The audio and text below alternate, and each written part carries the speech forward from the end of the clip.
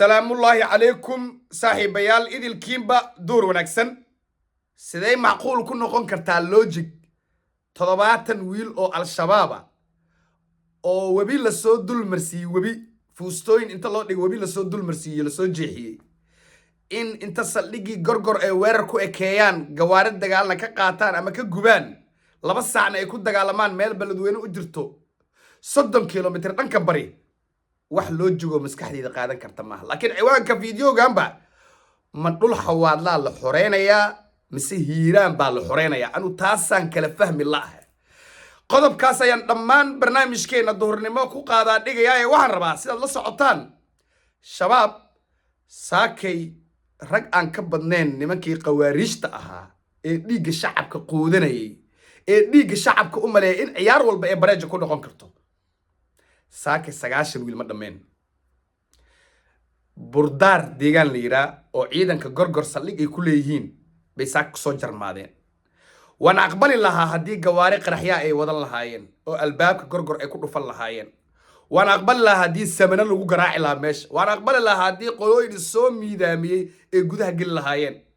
laakiin sidee ku aqbali karaa aniga iyo shacabka ku aqbali karnaa in 9 wiil oo webi laga soo korbootiyay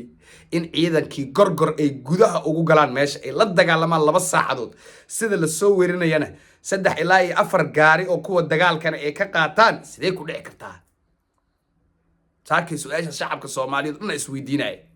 war miyaysan ya Sooman iyo Moqokori iyo Maxaas iyo Ceelqooxle iyo aadaya baa loo sii dhaweyn maxaa gadaalkeena waxaan rabaa runta barnaamijkeena ka sheego sida la socotaan saakay dagaal xoogan baa ka dhacay deegaanka burdaar ciidankii gorgor baalkaas lagu weeraray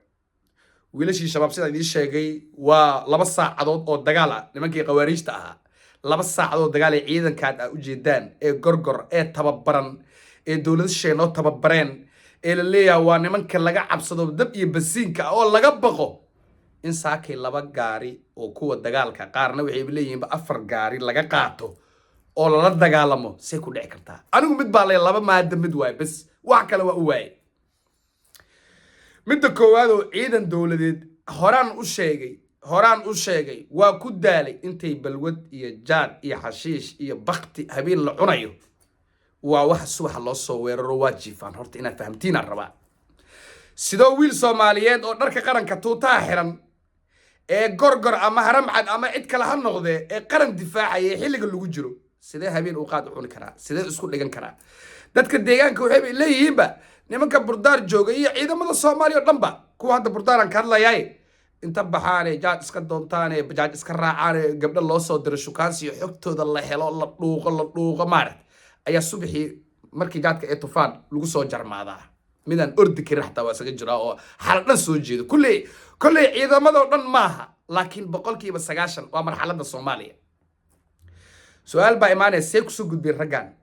raggan webi baa u dhaxeeya la leeyahay galbeedkay ka yimaadeen galbeedka gadaala ka sheegi doonaa reerka loola jeeday galbeedkay ka yimaadeen waa yahay oo nimankii baabuur ma wadan oo qaraxyo ma wadan oo waxba ma wadane nimankii caadiye webiga intay ka soo dul boodeen la soo dul marsiyo fuustooyin loo dhiga dagaal galeen marka su'aal baa imaanaysa gawaaridan hadda ay qaateen 4 ilaa 2 lagu qiyaasay kuwa gawaarida dagaalka intay geenayaan nimankan webiga ka imaadeen baabuurku webi ma mari kareen waa gubayaan li halkaas ay ku gubeenba qaarna waxa la leeyahayba macaawiisleeda xawaadla laba soo furtaba inta baxeen leen gorgor wax la yiraahdo ma jiraan inta soo baxeen laba laga soo furta nimankii shabaab ah labana waa gubeen markii webiga la gaar ileen ma qaadan karaan laakiin xaqiiq qoriyo way ka furteen webigeena la mareen marka waxa rabaa su'aal baa halkan imaanaysa su'aal weyn halkan ku gadaaman oo shacabka Soomaaliyeed is weydiinayaan dhulka la xoreynayo ma dhul xawaadla mise waxa la xoreynayaa hiiraan jawaabta aan ahay xawaadle xeerar Soomaalida dhaqan qabiilada u yaal asagoo ka duulay xawaadle waan la qabaa wiil xawaadle iyo gabar xawaadle meelay ku nooshaa kaliya inuu badbaadsado oo xoreysto laakiin taas kama dhigna in hiiraan oo xawaadle xoreeyay sababta maxay tahay gaal jecel baadi cadde jajeelle ujeejeen iyo qabiilada kale ee Soomaaliyeed ee halkaas ku nool maxay xabad u ridi laayihiin waa su'aal afartaas reer oo aan sheegay iyo kuwa kale badanba bal ii mishan garey maxay ku doodayaan bal ii waxa halkan muuqaalka hoostiisa iga wacdaan waay aadan xabad u rideenin oo adigu ashabaab cadow kuma ah miya ma dhulkaagaad ku dareemaysaa xorriyad ma shabaabkii xawaalo dhammaynaya adiga beri caana qabo iyo baraf kuu keenaya intaba maaha xawaalo waa la socdaa dadka Soomaaliyeed af dheer in loogu sheego ama wiil xawaalo uu sheego hadda ma sugaayo laakiin ana sheegay xawaadle madaxweyne xasan sheekhna uu sheegaya dawladda dhaxna uu sheegaya saaka xawaadle waxbay tirsanayaan burdaar oo looga soo duulay dhanka galbeedka webiga dad badan baa fahmaaya waxaan rabaa xawaadle uma socdo hadda dhul gaal jecel inuu galo dhul gugundhabe inuu galo dhul ujeejeen inuu galo oo haddii uu bari galana waxa la leeyahay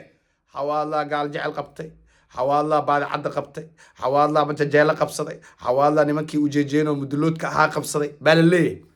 marka xawaadle qodob weyn aa ku xeen daaban oo ku godaaman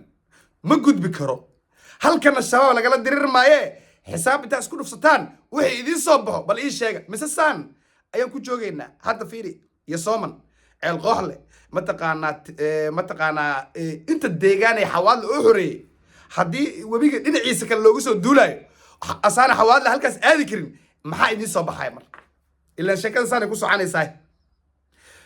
buuqaalkan ku dheeraan maayo